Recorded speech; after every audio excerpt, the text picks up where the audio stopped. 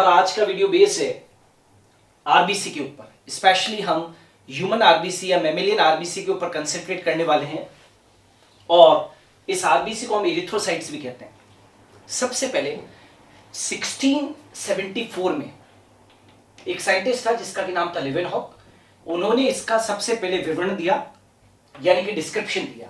ठीक है, यहां पर हम आरबीसी के बारे में पूरा डिटेल्स पढ़ेंगे। Shape of mammal RBC, mammal RBC human RBC का जो शेप है वो कैसा है, तो always remember it is biconcave, द्विअवतल होता है। अब प्रश्न उठता है कि जो बाइकॉनकेव शेप है उसका फायदा क्या। तो बाइकॉनकेव शेप जो है वो आरबीसी के सरफेस एरिया को इंक्रीज करने में क्या करेगा, मदद करेगा।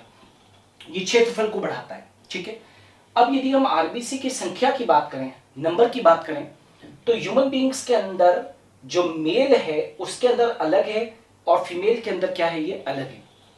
मतलब मेल के अंदर जो है ये 5 से 5.5 मिलियन आरबीसी पर क्यूबिक एमएम ऑफ ब्लड, मतलब लगभग 50 लाख से 55 लाख तक क्या होती है, आरबीसी प्रेजेंट होती है।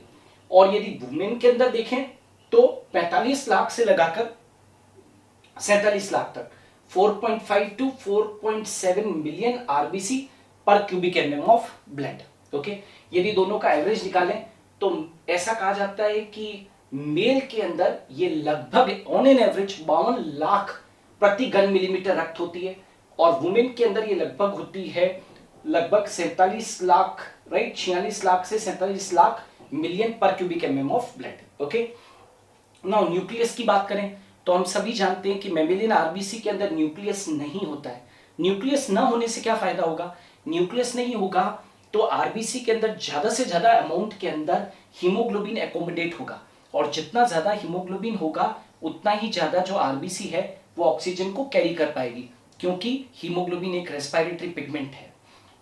लेकिन एक अपवाद है, आरबीसी ऑफ मैमल, यहां पर देखिए एक्सेप्शन क्या है, इन कैमल एंड लामा, कैमल और लामा दो ऐसे मैमल हैं जिनके अंदर की आरबीसी जो है वो न्यूक्लिएटेड है और ओवल है।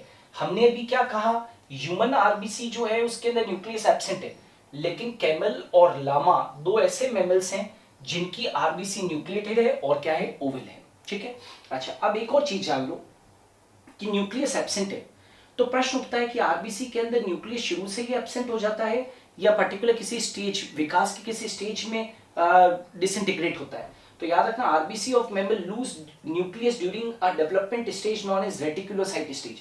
याद रखना, आरबीसी के अंदर जो न्यूक्लियस है वो कब लूज होता है, विकास की एक प्रावस्था के अंदर जिसका कि नाम है रेटिकुलोसाइट स्टेज। ओके, ये भी ध्यान रखना। अब आ जाते हैं size of human RBC. Human RBC की साइज कितनी है, तो डायमीटर कितना है ह्यूमन आरबीसी का, 6.5 से 8 माइक्रोन तक, और उसकी जो थिकनेस है वो कितनी है, 1 से 2 माइक्रोन। यहां पर कुछ और एक्स्ट्रा इंफॉर्मेशन दे रखी है। सबसे बड़ी आरबीसी किसकी है, लार्जेस्ट आरबीसी। तो लार्जेस्ट आरबीसी जो है वो एम्फीबियंस की होती है, उभयचरों की होती है। I have written 2 examples of amphibians, एक लिखा है मैंने प्रोटियस और दूसरा लिखा है मैंने एम्फ्यूमा, जिसको हम पोंगो ईल भी कहते हैं। इनकी जो आरबीसी की साइज है वो पूरे के पूरे एनिमल किंगडम में सबसे बड़ी है, ये 80 माइक्रोमीटर के करीब होती है इनकी साइज।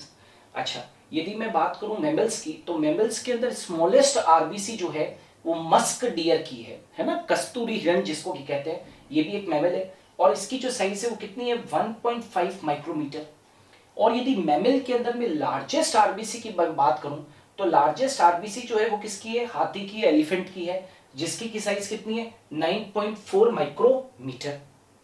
यदि मैं फ्रॉग की आरबीसी की बात करूं तो ओवल होती है, बाइकॉन्वेक्स होती है, न्यूक्लिएटेड होती है। ह्यूमन बीइंग्स में तो कैसा है, बाइकॉनकेव है, बाइकॉनकेव है, राइट। ह्यूमन बीइंग की जो आरबीसी है वो कैसी है भाई, राउंड होती है, राइट, और कैसी होती है, बाइकॉनकेव होती है और ई न्यूक्लिएटेड होती है, न्यूक्लियस एब्सेंट होता है। यहां पर उल्टा है, यहां पर ओवल है, फ्रॉग के अंदर अंडाकार है, बाइकॉनकेव कॉन्वेक्स मतलब कि द्विउत्तल है और न्यूक्लिएटेड मतलब कि केंद्रयुक्त है, न्यूक्लियस प्रेजेंट है। ओके, अच्छा एक और चीज ध्यान रखो कि आरबीसी के अंदर जितने भी सेल ऑर्गेनेल्स होते हैं, जैसे कि गोल्जी बॉडी, जीबी मतलब Golgi body, mitochondria, ribosome, centrosome, ये सब क्या होते हैं, आरबीसी के अंदर एब्सेंट होते हैं। ये भी ध्यान रखिए।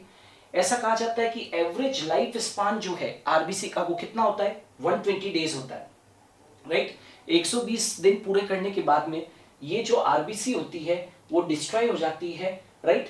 और डिस्ट्रॉय कहां पर होती है, तो स्प्लीन के अंदर होती है। स्प्लीन कहां पर होता है, स्टमक के पास में होता है, ठीक है, तो स्टमक के नीचे की तरफ।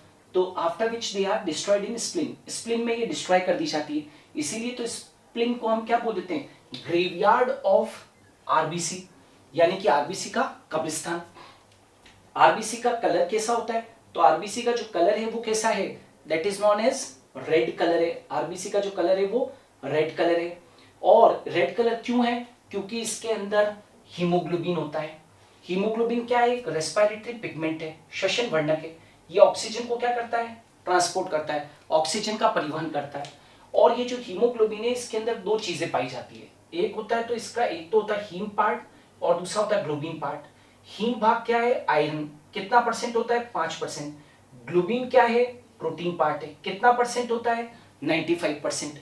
और ये जो आयरन है वो किस फॉर्म में होता है, हीमोग्लोबिन में Fe2+ फॉर्म में होता है। ऑलवेज रिमेंबर Fe2+ फॉर्म में होता है, ठीक है। नाउ ये जो एडल्ट हीमोग्लोबिन होती है, एडल्ट की जो हीमोग्लोबिन होती है उसके अंदर कुल मिलाकर 4 चेन्स होती है।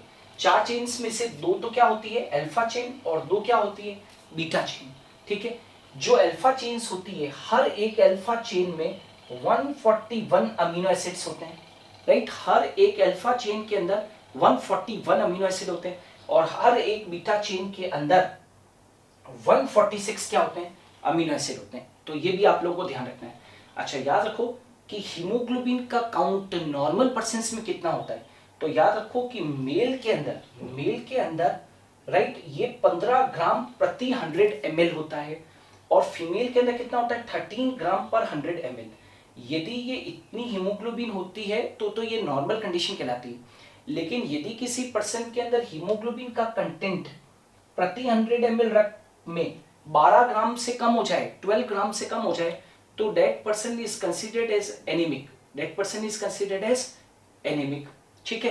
तो अब ये तो हमने पढ़ाया कि लाइफ स्पान क्या है, कलर क्या है, साइज क्या है, शेप क्या है, कौन सी आरबीसी सबसे बड़ी है, कौन सी छोटी है, राइट, इन सब के बारे में पढ़ा।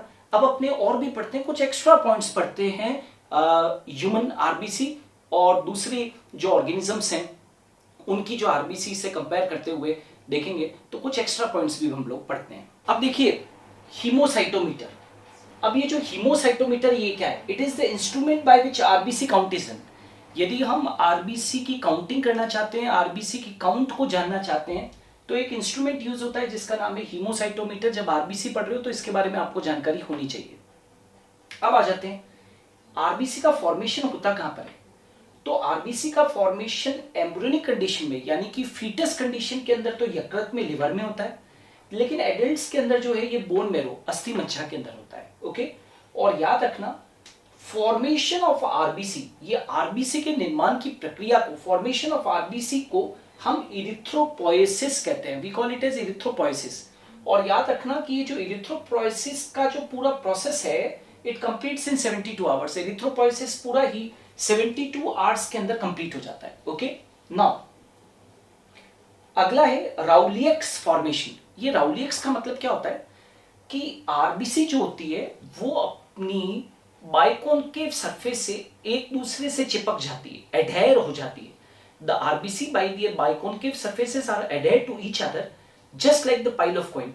जिस तरीके से सिक्कों की ढेरी बनी होती है ना, जैसे 1 रुपीज के कॉइन लीजिए और एक के ऊपर एक रख दीजिए, कैसे एक पूरी पाइल ढेरी बन जाएगी। Similarly the RBC also adhere with each other by their biconcave surfaces and just they seems to be pile of coin-like structure। ये भी ध्यान रखिए, राउलिक्स फॉर्मेशन।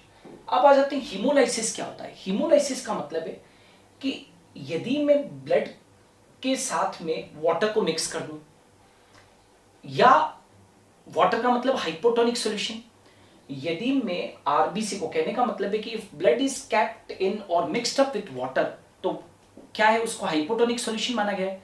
तो जब हम किसी चीज को, किसी सेल को हाइपोटोनिक सॉल्यूशन के अंदर रखेंगे तो क्या होगा, वाटर अंदर एंटर करेगा आरबीसी के अंदर, और जब वाटर अंदर एंटर कर जाएगा तो आरबीसी का वॉल्यूम बढ़ेगा, तो आरबीसी क्या हो जाएगी, रप्चर हो जाएगी, बस्ट हो जाएगी। तो first it will swell and it will burst. कई बार एग्जाम के अंदर पूछा गया है कि यदि आरबीसी को डिस्टिल्ड वाटर के अंदर डाल दिया जाएगा या हाइपोटोनिक सॉल्यूशन में डाल देंगे तो क्या होगा, तो वाटर अंदर आएगा, उसका वॉल्यूम बढ़ेगा, वॉल्यूम बढ़ जाने से वो बस्ट हो जाएगी, रप्चर हो जाएगी, राइट। और इस प्रक्रिया को, ये जो आरबीसी रप्चर हुई है, इसको हम हीमोलाइसिस कहते हैं। तो ये तो बात हुई हाइपोटोनिक सॉल्यूशन की। अब इमेजिन करो इफ ब्लड जो है वो हाइपोटोनिक सॉल्यूशन की जगह पर यदि 8% NaCl सॉल्यूशन में रख दिया जाए, right. NaCl solution is highly concentrated, hypotonic हो गया। तो यदि मैं 8% ब्लड को 8% NaCl सॉल्यूशन के साथ में रख दूं तो क्या हो जाएगा, तो उल्टा हो जाएगा, आरबीसी से वाटर बाहर आ जाएगा, वाटर बाहर आ जाएगा तो आरबीसी क्या हो जाएगी, श्रिंक हो जाएगी, राइट। और 0.7% सलाइन सॉल्यूशन को आइसोटोनिक माना गया है ब्लड से, है ना। मतलब 0.7% of the saline solution is isotonic with blood. और आप जानते हो आइसोटोनिक का मतलब क्या होता है, समपरासरणी, न तो अंदर आएगा पानी और न बाहर जाएगा। तो हाइपोटोनिक का मतलब होता है अल्प परासरणी विलयन, हाइपरटोनिक का मतलब होता है अति परासरणी विलयन, और आइसोटोनिक का मतलब होता है सेम, यानी कि समपरासरणी विलयन। ओके, नाउ बात करते हैं इरिथ्रोपोइटिन क्या है। इरिथ्रोपोइटिन एक हार्मोन है, याद रखना, and it is secreted by the kidney cells, और ये आरबीसी के फॉर्मेशन को बोन मैरो में इंड्यूस करता है। आरबीसी का फॉर्मेशन कहां पर होता है एडल्ट्स के अंदर, बोन मैरो के अंदर। तो ये जो हार्मोन है ना जो कि किडनी से सिक्रेट हो रहा है, जिसका कि नाम है इरिथ्रोपोइटिन, ये जो इरिथ्रोपोइटिन होता है वो आरबीसी के फॉर्मेशन को बोन मैरो में प्रेरित करता है, इंड्यूस करता है। तो इसके बारे में भी इंफॉर्मेशन रखो। अब एक और होता है पॉलीसाइथीमिया। देखिए एनीमिया में तो क्या होता है कि हीमोग्लोबिन कंटेंट कम हो जाता है आरबीसी डिसइंटीग्रेट होने से। अब पॉलीसाइथीमिया में क्या होता है, there is abnormal increase in number of RBC. यहां पर क्या हो जाता है, there is an abnormal increase in number of RBC. यदि बॉडी के अंदर आरबीसी का नंबर असामान्य रूप से बढ़ जाए तो उसको पॉलीसाइथीमिया की कंडीशन बोलते हैं। अब एक और डिजीज आपने पढ़ी होगी जेनेटिक्स के अंदर, sickle cell anaemia, right. Sickle cell anaemia एक आनुवंशिक रोग है and it is caused due to change in beta chain of haemoglobin. Haemoglobin की जो बीटा चेन होती है उसमें चेंज हो जाता है। आप सब जानते हैं कि sickle cell anaemia is a very good example of point mutation, बिंदु उत्परिवर्तन का बहुत अच्छा उदाहरण है, जिसके अंदर हीमोग्लोबिन की बीटा चेन ऑफ हीमोग्लोबिन है, उसकी 6 पोजीशन पे जो ग्लूटामिक एसिड होता है उसकी जगह पर पॉइंट म्यूटेशन हो जाने से ग्लूटामिक एसिड की जगह पे वैलिन आ जाता है, ठीक है। तो चेंज आ जाता है। आपने सिकल सेल एनीमिया का डिटेल वीडियो देखेंगे तब आपको और ज्यादा समझ में आएगा। लेकिन याद रखना सिकल सेल एनीमिया जो है वो एक जेनेटिक डिजीज है। अब जब भी आप कभी ब्लड टेस्ट वगैरह करवाते होंगे, जब कोई डिजीज हो जाती है तो आपकी ब्लड रिपोर्ट्स के अंदर एक ESR लिखा हुआ होता है। ESR यानी कि इरिथ्रोसाइट सेडिमेंटेशन रेट। ये क्या चीज होती है, तो if blood containing anticoagulant, blood में आपने एक एंटीकोएगुलेंट प्रतिस्कंदक डाल दिया है जैसे कि ऑक्जेलेट, तो इफ ब्लड कंटेनिंग एंटीकोएगुलेंट, जब ब्लड के देखिए ब्लड बॉडी के बाहर आते ही जम जाता है, उसके अंदर एक एंटीकोएगुलेंट मिला दूंगा तो जमेगा नहीं। तो if blood containing anticoagulant oxalate is allowed to stand in a vertical tube, मतलब मैंने एक वर्टिकल ट्यूब के अंदर ब्लड को लिया और उसके साथ में किसको मिला दिया है, एक एंटीकोएगुलेंट प्रतिस्कंदक ऑक्जेलेट को मिला दिया है, ठीक है। तो क्या होगा, the erythrocyte settle to the bottom half of the tube. Natural है कि जो इरिथ्रोसाइट होगी वो आरबीसी जो होगी वो उस वर्टिकल ट्यूब, राइट, के पेंदे के अंदर जाकर, बॉटम के अंदर जाकर क्या हो जाएगी, जमा हो जाएगी। और the rate at which this अकर, जिस दर पर वो आरबीसी नीचे जाकर जमा होती है, the rate at which this occur is called as erythrocyte sedimentation rate, ESR कहते हैं इसे, ठीक है। अच्छा, एक और आपको मालूम होना चाहिए इंस्ट्रूमेंट के बारे में, हीमोग्लोबिनोमीटर। हीमोग्लोबिनोमीटर क्या होता है, the blood haemoglobin count is done by blood haemoglobin count is done with help of instrument known as haemoglobinometer. मतलब ब्लड के अंदर यदि हीमोग्लोबिन का काउंट कितना है इस बात को जानना चाहते हो तो आप एक इंस्ट्रूमेंट का यूज करोगे, उसका नाम क्या है, हीमोग्लोबिनोमीटर, ओके। और लास्ट में देखिए आरबीसी का कंपोजिशन क्या होता है ना। ये बहुत कम जगह पर लिखा हुआ होगा, सब लोग यही सोचते हैं कि आरबीसी के अंदर केवल हीमोग्लोबिन होता होगा, ऐसा नहीं है। आरबीसी के अंदर 64% तो क्या होता है, वाटर होता है, 20% हीमोग्लोबिन होता है, 7% लिपिड्स होते हैं और 3% जो है वो अदर सब्सटेंसेस होते हैं। 3% क्या होते हैं, अदर सब्सटेंसेस होते हैं। Are you getting. और लास्ट में एक और चीज, थैलेसीमिया, राइट। मैं ये इसलिए पढ़ा रहा हूँ सिकल सेल एनीमिया और थैलेसीमिया क्योंकि ये सब हीमोग्लोबिन से रिलेटेड है। तो जिस तरीके से सिकल सेल एनीमिया भी एक जेनेटिक डिजीज थी, थैलेसीमिया भी एक जेनेटिक डिजीज है ना, और ये एक हीमोलाइटिक एनीमिया है, ये भी एक प्रकार का एनीमिया है। और इसमें क्या हो जाता है, there is a defect in the synthesis of haemoglobin. इस डिजीज में भी क्या हो जाता है, there is a defect in the synthesis of haemoglobin. Okay, so हमारा जो आज का वीडियो था वो पूरा के पूरा जो बेस्ड था वो आरबीसी के ऊपर था। इसमें मैंने आरबीसी के बारे में काफ़ी कुछ इन्फॉर्मेशन जो है वो जोड़ने की कोशिश की है, तो इससे आप कंसंट्रेट होकर पढ़ें। हमने लाइफ स्पान की बात की, तो लाइफ स्पान जो था वो कितना था, 120 डेज था। लेकिन कभी फ्रॉग के लिए पूछ ले लाइफ स्पान, तो फ्रॉग के अंदर जो आरबीसी का लाइफ स्पान है वो लगभग कितना होता है, 100 दिन का होता है। तो हम आने वाले दिनों के अंदर इसी तरीके से, जैसे कि हमने आरबीसी के ऊपर ये वीडियो बनाया है, उसी तरीके से हम लोग डब्ल्यूबीसी, ब्लड प्लेटलेट्स वगैरह जो है उनके ऊपर भी जल्द ही नए वीडियोस लेकर आएंगे। So thanks a lot for watching me, thank you. Board पर जो लिखा हुआ है उसका स्क्रीनशॉट ले लीजिए ताकि आपको नोट्स बनाने में आसानी हो।